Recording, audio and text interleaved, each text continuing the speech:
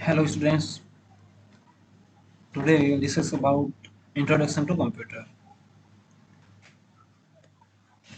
First, let's start. The computer word, ये शब्द कहाँ से आया? ये शब्द अंग्रेजी भाषा के कंप्यूट शब्द से बना है जिसका अर्थ होता है, जिसका मीनिंग होता है आपकी गणना करना। क्या करना? गणना करना। इंग्लिश में कहोगे तो कैलकुलेशंस करना। ओके। और अगर ये कंप्यूटर शब्द के बारे में भी अपन डिटेल में जानना चाहे तो ये शब्द बना था आपके लैटिन भाषा के कंप्यूटेर शब्द से। कौन से शब्द से? कंप्यूटर। तो आपको अगर क्वेश्चन में पूछ लिया जाए कि कंप्यूटर शब्द का ओरिजिन या व्युत्पत्ति कौन सी भाषा से हुई है, कौन सी भाषा के शब्द से हुई, तो आप कह सकते हो लैटिन भाषा के शब्द से, वरना ये कंप्यूटर एक इंग्लिश भाषा का शब्द है। अगला, कंप्यूटर का इन्वेंशन क्यों हुआ? इसका मतलब जरूरत क्या पड़ी अपने को कि अपन कंप्यूटर का इन्वेंशन करें? तो अपने को एक ऐसी मशीन की आवश्यकता थी जो जल्दी से जल्दी कैलकुलेशंस कर सके, जोड़ बाकी गुणा भाग अपन जो बोलते हैं वो सारे।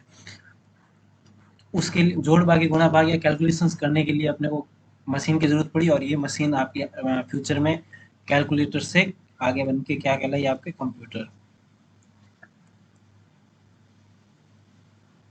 ये प्राइमरी पर्पस था, जिसको अपन कहते हैं प्राथमिक उद्देश्य कैलकुलेशंस था। लेकिन फ्यूचर में अपने धीरे धीरे डेवलपमेंट्स होते गए। आज अपन सिर्फ कैलकुलेशंस के लिए ही कंप्यूटर का उपयोग नहीं करते हैं। आज अपन एंटरटेनमेंट, गेमिंग, अपन कह सकते हैं मूवी देखना, और स्टोरेज स्टोरेज में सबसे ज़्यादा यूज़ लेते हैं, डेटा स्टोर करना वगैरह, database management, excel sheets, office में हर जगह आज कंप्यूटर का उपयोग होने लग गया है। तो अपन कह सकते हैं कि अब कंप्यूटर के उद्देश्य विस्तृत हो चुके हैं, फैल चुके हैं। लेकिन सबसे पहला जो प्राइमरी उद्देश्य है वो कंप्यूटर का एक ही रहेगा। वो क्या रहेगा? अ मशीन दैट कुड कैलकुलेट, गणना करना। आगे अपन डिस्कस करते हैं कंप्यूटर होता क्या है। सिंपली ये जो आपको पॉइंट्स दे रखे हैं इनको एक डेफिनेशन के रूप में आपको सुना देता हूँ, आप आराम से सुनिए। Computer is an electronic device which takes input data as input from user and process it and gives us information as output, and then it can store it into a memory। अब ये जो मैंने जो कुछ भी बोला है इसका सिंपली अर्थ जानते हैं। इलेक्ट्रॉनिक अर्थात जो बिजली से चलता है। जो किससे चलता है? बिजली से, विद्युत से। हिंदी में लिखते हैं बिजली। यूजर जो उपयोग करता है आपका, जो कंप्यूटर को चलाता है। डेटा, डेटा अर्थात जैसे कि अपन टेक्स्ट, नंबर, डिजिट्स, या फिर अपन कह सकते हैं इमेजेस वगैरह, ये जो भी अपन कंप्यूटर को भेजते हैं, वीडियो, ऑडियो, वो सारा का सारा आपका डेटा कहलाता है। जिसे आप निर्देश वगैरह जो भी आप देते हो वो सारा का सारा कंप्यूटर में डेटा के रूप में जाना जाता है। आगे आएगा आपके इनपुट। अब जो ये डेटा आप कंप्यूटर में भेज रहे हो, ये जिन डिवाइसेस के जरिए भेजते हो उनको डिवाइस, इनपुट डिवाइस कहते हैं। और ये जो भेजा जा रहा है इसको आप कहोगे इनपुट। हमने इनपुट भेजा है, जैसे टेक्स्ट लिखा है तो हमने टेक्स्ट इनपुट किया है, या हमने कुछ भी इमेज कंप्यूटर में भेजी है तो हमने इमेज इनपुट की है। तो कंप्यूटर के अंदर भेजने की क्रिया को इनपुट कहा जाता है। और भेजने के बाद जैसे कि हमने 2+2 कीबोर्ड पे लिखा, इस 2+2 को लिखने के बाद जब आपको ये कंप्यूटर में इनपुट करने के बाद कंप्यूटर स्क्रीन पर दिखता है, करने के बाद आपको रिजल्ट आता है 4। तो ये 2+2 हमने एक निर्देश दिया है। क्या दिया है? निर्देश, जिसको अपन इंस्ट्रक्शन कह सकते हैं। इंस्ट्रक्शन एज इनपुट दे दिया, कंप्यूटर ने यहाँ पे ये प्रोसेस किया, और प्रोसेस करके ये जो 4 अपने सामने स्क्रीन पर आया वो आपका होगा आउटपुट। ये क्या है? आपका आउटपुट। वापिस तीर आपको सही से लगा के बताते हैं। ये आपका आउटपुट है और ये आपका इनपुट था। बीच में प्रोसेस ये आपके यहाँ पे किया गया। ठीक है। ये प्रोसेस होने के बाद आपको जो मीनिंगफुल इंफॉर्मेशन आती है, ये 4 अपने काम के हैं। 4 अपने काम के हैं। जो काम की इंफॉर्मेशन आपके होती है उसको अपन कंप्यूटर की भाषा में इंफॉर्मेशन या सूचना कहते हैं। अब ये सब होने के बाद मान लो आपने एक वीडियो रिकॉर्ड किया, आपने वीडियो रिकॉर्ड करके कंप्यूटर में डाल दिया, कंप्यूटर ने प्रोसेस कर दिया, आपने वापस उसको देख भी लिया। अब आपको अगर उस वीडियो को फ्यूचर में जरूरत है तो आप उसको स्टोर भी करोगे कहीं ना कहीं। तो मेमोरी में जो उसको स्टोर करने की प्रक्रिया को आप कह सकते हो स्टोरेज, या मेमोरी में डालने की प्रक्रिया को अपन स्टोरेज कहते हैं। नॉर्मली कंप्यूटर के कार्य को इन 3 अपन कैसे इस साइकिल में बांटा जा सकता है। आप इनपुट करते, यूजर इनपुट करता है, कंप्यूटर उसको प्रोसेस करता है, प्रोसेस करने के बाद अपने को आउटपुट देता है। स्टोरेज एक ऑप्शनल का, स्टोर करना एक ऑप्शनल कार्य है। इसमें क्या होता है कि आप चाहो तो उसको फ्यूचर टाइम के लिए स्टोर करके रख सकते हो। अगला है रॉ डेटा, अर्थात ऐसा डेटा जिसको किसी भी, जिसको प्रोसेस नहीं किया गया है, जिस पे कोई भी मीनिंगफुल इंफॉर्मेशन नहीं है, वो डायरेक्ट उठाया गया है। उदाहरण के लिए टू, अभी आपके लिए क्या है, इसकी कोई आप मीनिंग निकाल सकते हो क्या? नहीं। लेकिन आपने यहीं पे 2 + 2 लिखा, अभी भी कोई मीनिंग निकल रही है क्या? नहीं। लेकिन इक्वल टू 4 लगाया, तो अपन इसका मीनिंग निकाल सकते हैं कि 2 + 2 का मतलब क्या होता है? 4। अब ये 2 + 2 हमारा रॉ, 2 + 2 ये हमारा रॉ डेटा है। क्या है? रॉ डेटा, जिसको अपन कह सकते हैं नंबर्स, और इसको कह सकते हैं सिंबल। आप टेक्स्ट भी इनपुट कर सकते हो, आप ऑडियो भी इनपुट कर सकते हो, आप वीडियो भी इनपुट कर सकते हो, और भी कई तरह के इनपुट्स आजकल डेटा आने लग गए हैं, जैसे कि टेबल्स, सेट्स वगैरह जो भी आपके हैं, इन सबको मैथमेटिक्स में पढ़ा जाता है। उसके अलावा रॉ डेटा देने के बाद अपन बात करते हैं सेट ऑफ इंस्ट्रक्शंस क्या होते हैं, प्रोग्राम्स। सेट ऑफ इंस्ट्रक्शन को कंप्यूटर की भाषा में कहा जाता है, क्या कहा जाता है? प्रोग्राम्स। या आप कह सकते हो सॉफ्टवेयर्स। ये सारे आपके सेट ऑफ इंस्ट्रक्शंस होते हैं जो इनपुट लिख के उनको प्रोसेस करते हैं, और प्रोसेस करने के बाद आपको आउटपुट के रूप में रिजल्ट, परिणाम प्रदान करते हैं।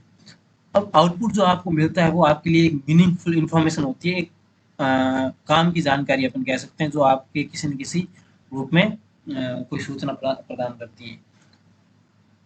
उदाहरण के लिए अपन ले सकते हैं जैसे कि, हाँ, मीनिंगफुल इंफॉर्मेशन जैसे कि आपके सामने कोई एक, यहाँ पे ये मैंने कुछ खड़ा कर दिया, अब आपको कोई ये मीनिंग दिख रही है क्या? नहीं। लेकिन यहाँ पे आपने ट्री, इसकी शाखाओं, इसके बॉडी पार्ट सबको डिस्क्राइब करके दिखा दिया, तो ये आपका क्या हो गया? एक मीनिंगफुल इंफॉर्मेशन। और भी डिटेल में जानना है तो अपन क्या करते हैं, मैंने यहाँ पे लिखा राहुल। अब राहुल क्या, ये क्या है? क्या राहुल? राहुल एक सब्जेक्ट भी हो सकता है, ऑब्जेक्ट भी हो सकता है, ना किसी का नाम भी हो सकता है, नाउन भी हो सकता है। लेकिन यहाँ पे राहुल, यहाँ पे लिख दी मैंने उसकी एज 21, क्लास 4th।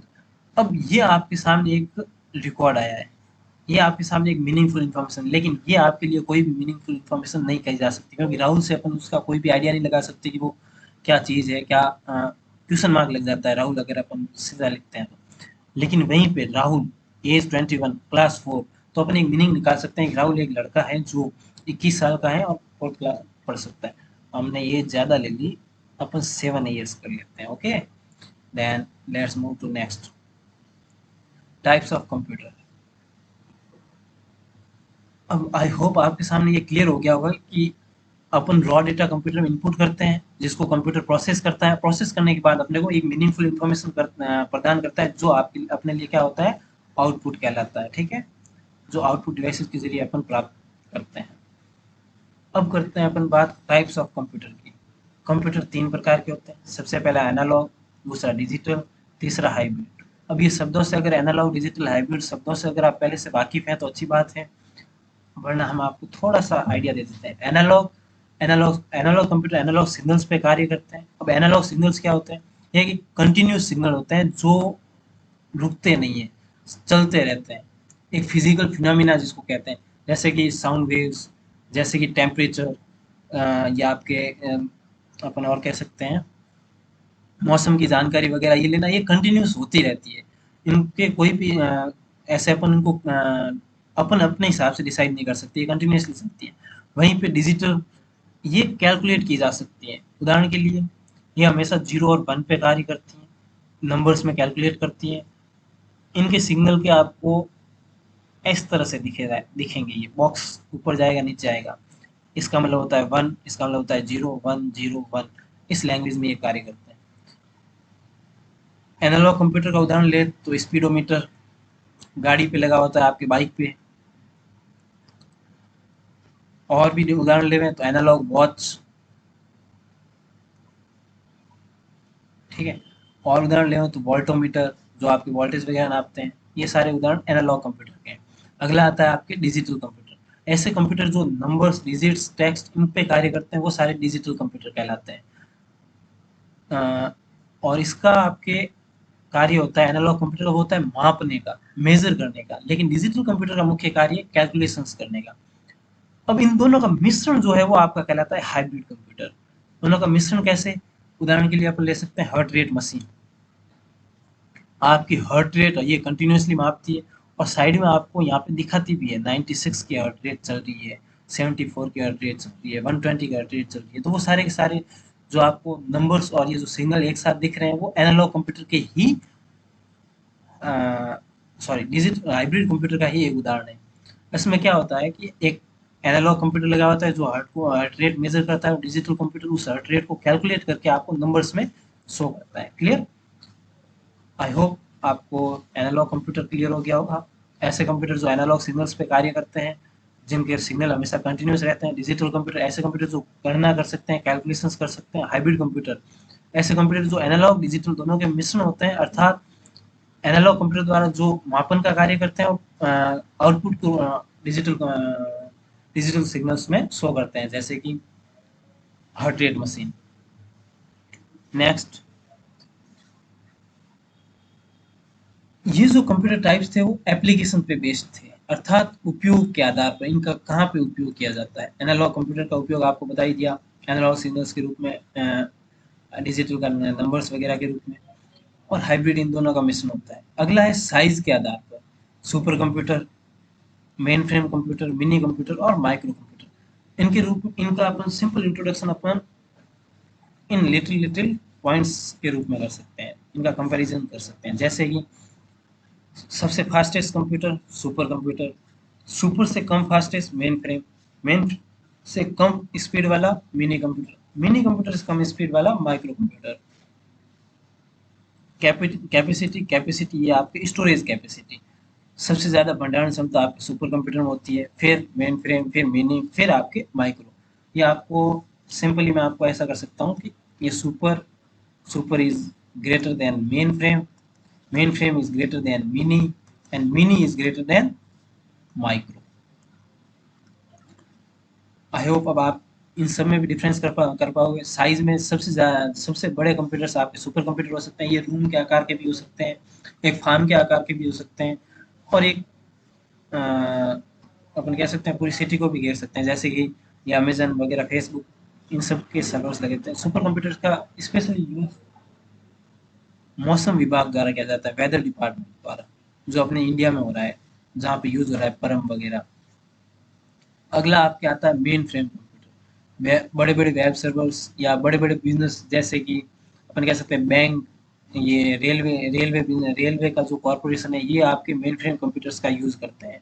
ये मेट्रोज वगैरह, ये जो कंपनीज है, ये सारे के सारे किसका उपयोग करते हैं? मेन फ्रेम कंप्यूटर, यानी बड़े बिजनेस, वर्ल्ड वर्ल्ड जिनका फैलाव बहुत लार्ज स्केल पे है।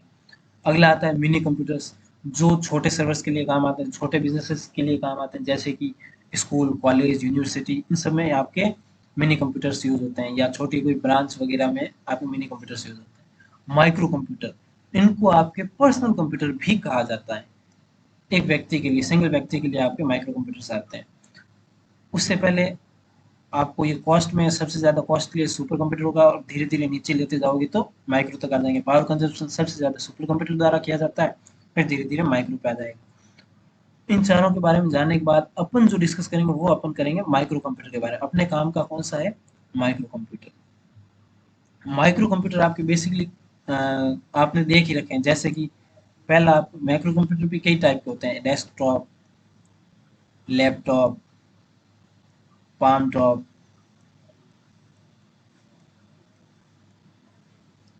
अभी मैंने जो नाम लिखे हैं, इनको आप कैसे डिस्क्राइब करोगे? डेस्क, अर्थात ऐसा कंप्यूटर जिसको आप डेस्क पे सेटअप करके चला सकते हो, वो आपका डेस्कटॉप कंप्यूटर। लैब, अर्थात आपकी गोदी, ऐसा कंप्यूटर जिसको आप कहीं पे भी ले जा सकते हो, पोर्टेबल होता है, जिसको आप अपने घुटनों पे, गोदी पे रख के भी चला सकते हो, वो आपका लैपटॉप कंप्यूटर। पाम, अर्थात हथेली, ऐसा कंप्यूटर जिसको आप हथेली पे रख के भी चला सकते हो, जैसे कि आपका मोबाइल, टैबलेट, आईपॉड, आईपैड वगैरह, ये सारे के सारे आपके पाम टॉप कंप्यूटर्स की श्रेणी में आते हैं। हैंड हेल्ड डिवाइस, ठीक है। फिर ये अब अपन मेजरली डेस्कटॉप कंप्यूटर के बारे में डिस्कस करेंगे। डेस्कटॉप कंप्यूटर के बेसिक पार्ट्स देख लेते हैं। डेस्कटॉप कंप्यूटर के बेसिकली चार भाग होते हैं, या कंप्यूटर की बेसिकली बात करें तो चार भाग होते हैं। जैसे पहला सीपीयू, मॉनिटर, कीबोर्ड, ये स्टैंडर्ड भाग होते हैं। ये इनपुट डिवाइस है, ये आपका आउटपुट डिवाइस है, और ये आपका प्रोसेसिंग यूनिट है। चौथा एक एडिशनल होता है, वो आपका आता है माउस। ये भी आपका एक इनपुट डिवाइस है। ठीक है, ये चार भाग होते हैं डेस्कटॉप कंप्यूटर के, जो मेजरली आप हर कंप्यूटर में, कितने भी छोटे से बड़े कंप्यूटर में देख सकते हो। लैपटॉप में भी आपके माउस, कीबोर्ड, स्क्रीन होती है, और सीपीयू अंदर लगा होता है। पाम टॉप आप मोबाइल चलाते हो, तो मोबाइल में भी आपका कीबोर्ड अब स्क्रीन पे आ गया है। मॉनिटर आपका ऑलरेडी स्क्रीन ही है, बैकग्राउंड में आपके उसके सीपीयू लगा हुआ होता है, जिसको अपन माइक्रो प्रोसेसर या अपन जो भी कह सकते हैं अपनी लैंग्वेज में। ठीक है, और उसमें माउस का आपके स्क्रीन टच है ही है, माउस के रूप में कार्य करती है। तो मेजरली अपन कह सकते हैं कि ये बेसिकली कंप्यूटर के चार भाग होते हैं माइक्रो कंप्यूटर। कुछ फैक्ट्स, जैसे कि विश्व का सबसे पहला सुपर कंप्यूटर कौन सा है, तो विश्व का सबसे पहला जो सुपर कंप्यूटर था वो आपका था CDC 600, जो 1964 में डेवलप हुआ था।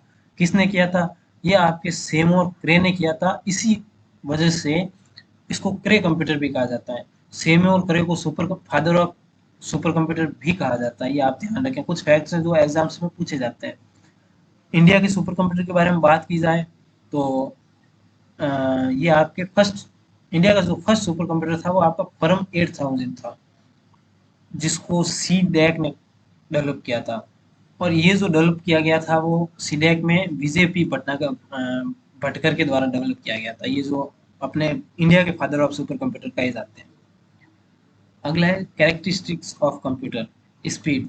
ये अपन सभी जानते हैं, अपने को दे दिया जाए 8000 इंटू 14 इंटू 13 इंटू 76, अपन कर पाएंगे क्या एक सेकंड में? नहीं, अपने को थोड़ा कैलकुलेशंस करने में टाइम लगेगा। लेकिन कंप्यूटर यही एक नैनो सेकंड, माइक्रो सेकंड ये ऑपरेशंस परफॉर्म कर देते हैं। एक्यूरेसी, शुद्धता, अपन जैसे ये सारा कैलकुलेशन कर भी ली, तो अपने को कंफर्म करना हो कि ये शुद्ध है कि नहीं है, इस पर विश्वास करना मुश्किल हो जाता है। लेकिन कंप्यूटर की एक्यूरेसी पे अपन विश्वास कर सकते हैं, डिपेंड हो सकते हैं। स्टोरेज कैपेसिटी, अपने को 100 चीजें याद करने को दे, एक निबंधात्मक प्रश्न शुरुआत में याद करने को दे दिया जाता था, तो अपन 100 बार सोचते थे कि इसको कैसे याद करें। याद कर भी लेते थे तो भी अपने कई कई सारी मिस्टेक्स निकल आती थी। लेकिन कंप्यूटर की मेमोरी ऐसी है ना कि अपन इसमें कुछ भी स्टोर कर सकते हैं। लॉन्ग टाइम में फ्यूचर में जाके वापस देखेंगे तो भी ये अपने को वैसा का वैसा मिलेगा जैसा हमने इसमें स्टोर किया था। अगला आता है वर्सेटाइलिटी। कंप्यूटर का उपयोग कई क्षेत्रों में होने लग गया। Education, calculations, finance, entertainment, gaming, हर इंडस्ट्री में आजकल कंप्यूटर का उपयोग होने लग गया है। तो ये हर इंडस्ट्री में उपयोग होने की वजह से इसको वर्सेटाइल भी कहा जाता है। वर्सेटाइल को अपन हिंदी में कह सकते हैं विविध कार्य कर सकता है ये, विविधता। ठीक है, इंटेलिजेंस, ये थकता नहीं है, परिश्रमशील है। कंप्यूटर को आप 24 घंटे चलाओ, 48 घंटे चलाओ, लगातार चलाते रहो, जितना आपका यूज करना है कर सकते हो, लेकिन ये कंप्यूटर कभी भी थकेगा नहीं। और इसी विशेषता को अपन इंग्लिश में कहते हैं डिलीजेंस। ऑटोमेशन, कंप्यूटर का कार्य, कंप्यूटर की हेल्प से अपन आजकल कई सारे कार्य ऑटोमेटिक ऑटोमेशन पे डाल दिए। उदाहरण के लिए आपने कई सारी नमकीन फैक्ट्रीज, आइसक्रीम फैक्ट्रीज देखी होगी, या डिस्कवरी चैनल पे आपने कई सारे ऐसे रोबोटिक कंप्यूटर्स देखे होंगे जो पैकिंग वगैरह ऑटोमेटिक कर लेते हैं। ह्यूमंस का बहुत कम उसमें इंटरफेरेंस होता है। दूसरा अगला आपका आता है पावर ऑफ रिमेम्बरिंग। ये सेम स्टोरेज कैपेसिटी की तरह स्टोर करने का कार्य अपन मेमोरी में करते हैं, हार्ड डिस्क में कर सकते हैं। और रिमेम्बरिंग का काम अपन कह सकते हैं, आजकल ये जो आपके असिस्टेंट आने लग गए हैं, ये आपको हर चीज़ आपको याद दिलाते रहते हैं। या छोटी से छोटी चीज़ अलार्म भर दोगे तो ये आपको उसी टाइम पे रिमाइंड करा देंगे जिस टाइम पे आपने डिसाइड कर रखा है, एग्जैक्ट उसी टाइम। अगली बात करें तो मेमोरी यूनिट्स। तो कभी आपने नापा है कि आपके माइंड कितना सारी इंफॉर्मेशन स्टोर करके रख सकता है? नहीं। लेकिन कंप्यूटर के अंदर अपन मेमोरी को नाप सकते हैं, मेजर कर सकते हैं। जो लीस्ट स्मॉलेस्ट जो यूनिट होता है, मेजरमेंट यूनिट, वो होता है आपके कंप्यूटर में बिट। क्या होता है? बिट। बिट को अपन बाइनरी डिजिट भी कहते हैं। अब ये बाइनरी क्या होता है? बाइनरी का सिंपली अपन ग्रीक ग्रीक भाषा में बाइनरी, टर्नरी, ये सारे इंग्लिश भाषा के वर्ड्स हैं। बाइनरी का मतलब होता है दो, और ये दो क्या है, दो सिंबल्स है, 0 और 1। अर्थात बिट हमेशा 0 और 1 को स्टोर करके रखते हैं, या तो 0 को स्टोर करेंगे या 1 को स्टोर करेंगे। और 4 बिट्स मिलकर बनाते हैं आपके 1 निबल, 2 निबल्स, या फिर आपके 8 बिट्स मिलकर बनाते हैं आपके 1 बाइट बराबर 1 बाइट। 104 1024 बाइट्स मिलकर बनाती है आपके 1 केबी। 1024 केबी मिलकर बनाती है आपके एमबी, मेगाबाइट। 1024 एमबी मिलकर बनाती है आपके 1 जीबी, गीगाबाइट। 1024 जीबी मिलकर बनाती है आपके 1 टीबी। इसी तरह से आपके 1024 टीबी मिलकर बनाती है पेटाबाइट्स। 1024 पीबी मिलकर बनाती है एक्साबाइट, यूटाबाइट, ब्रोंटो, जियो। ये सारा आगे से आगे चलता रहता है, लेकिन मेजरली आजकल मार्केट में जो चल रहा है वो टेराबाइट तक चल रहा है। यहाँ तक आप याद रखें, आपके एग्जाम में भी काम आ सकता है। क्लियर? आगे लेते हैं। सो स्टूडेंट्स, आज की क्लास अपन यहीं पे समाप्त करते हैं। दी एंड।